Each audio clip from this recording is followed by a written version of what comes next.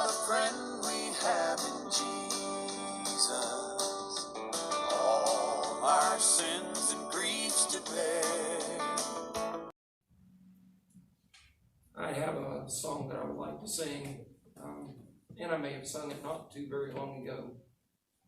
If I could just remember the page number of it.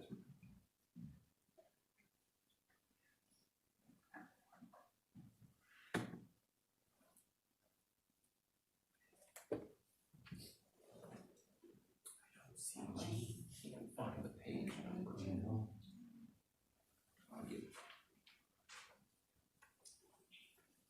There it is. Chuck, I appreciate what you have to say. I'm going to go ahead and give maybe a little bit longer introduction this morning. I passed this around in Sunday school class, and what Chuck said, I'm going to encourage my friend to listen. I have a picture of a friend of mine from the previous church that I was at down in South Charleston, Brian Linden Booth. I think he came here and visited one time. July the 26th marked 23 years that he and his wife were married. I performed their wedding. I performed it a year after I came here, July the 26th, 23rd wedding anniversary. His wife has been battling now for somewhere between 3 and 5 years MS. But over the summer, she developed some other health issues. She developed a rare type of cancer called HLH, I think it was. She ended up in the hospital up in Pittsburgh eventually. And this past Monday morning at 5 a.m., she passed away. He and his wife are married 23 years. A lovely couple I've never had the privilege of marrying. And my heart goes out to him. The Lord blessed them with 4 sons. The boys are anywhere from, I think, age 10 to about age 18. And I was talking with Brian on Friday. He gave me a call. I called on Monday as soon as I found out and talked with him, and I was just absolutely blown away.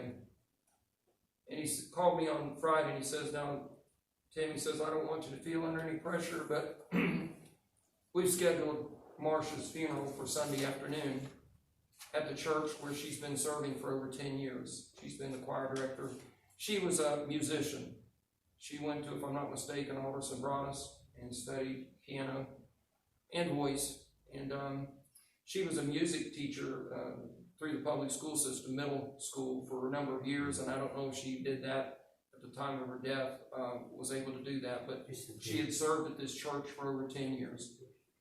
And he says, we're going to be having the service on Sunday afternoon at the church that she served at 3 o'clock in the afternoon. And he says, I mentioned to the pastor that if you were going to be coming, if it would be okay if you would say a few words. And buddy, I said, well, buddy, I was going to plan to come on Saturday, but I says, I'll be glad to come on Sunday and be a part of the service to honor her memory. So immediately after the service this morning, I will be leaving to drive there. It's about 133 or 136 miles. It says on my phone it'll take 2 hours and 15 minutes. So if I can get away by 12:30, I should be there by 2:45 in time for the service at 3. But I ask your prayers. My heart goes out to my brother Brian. As I told the Sunday school class, Brian had a rough life. He never really knew his dad. His dad died when he was very young. He was pretty much raised by his mom and his grandfather. And I think he told me the other day that his grandfather was about 11 years of age when his grandfather passed away. And Brian grew up in the housing projects there in Charleston. And he says, you know, Tim, I know what it was to go to the refrigerator and us not have any food. He says, I can remember going there and seeing one egg in the refrigerator and me and my brother having to decide who gets to eat the egg. Brian had really kind of a rough life. It kind of breaks my heart.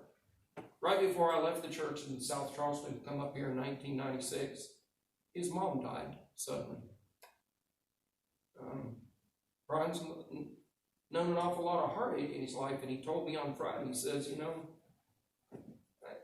my faith is still in God, but he said, I hope that God understands that I just don't feel like I could take much more. he has been through an awful lot, and I would appreciate your prayers for him and his sons. The daunting task of being a dad to 4 young men. His wife was probably one of the, if not the sweetest young lady you'd ever run into in your life.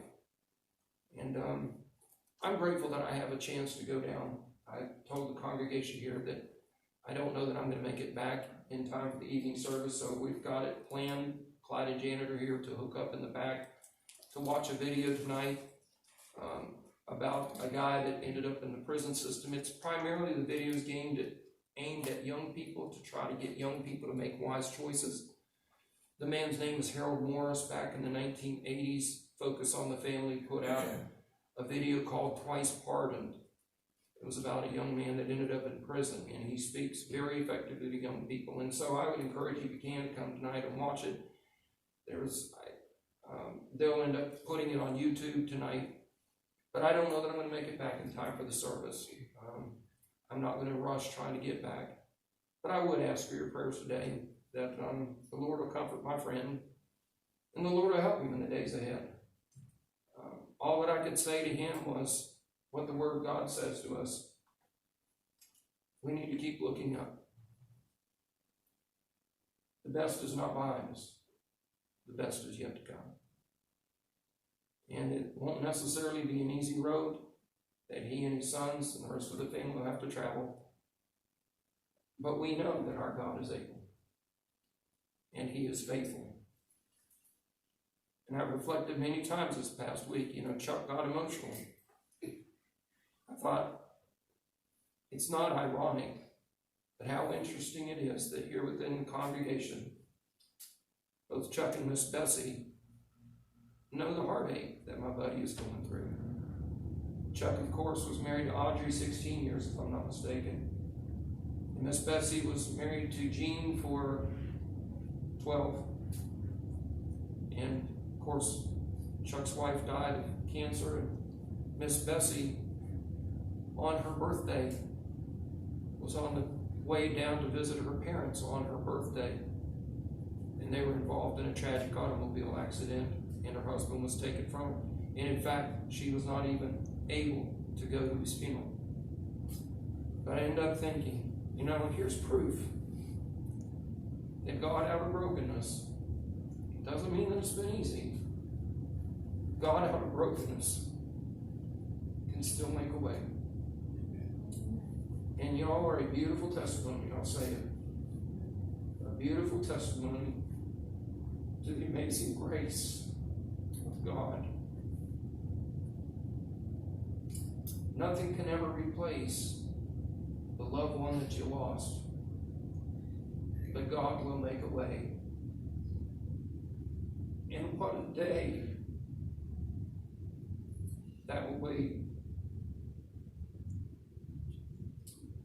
when Jesus we shall see. We do keep looking up. Chuck, you thought that you had a tough time getting through what you said up there. I don't know how in the world I'm going to get through singing this song. We'll be praying for you. Appreciate that.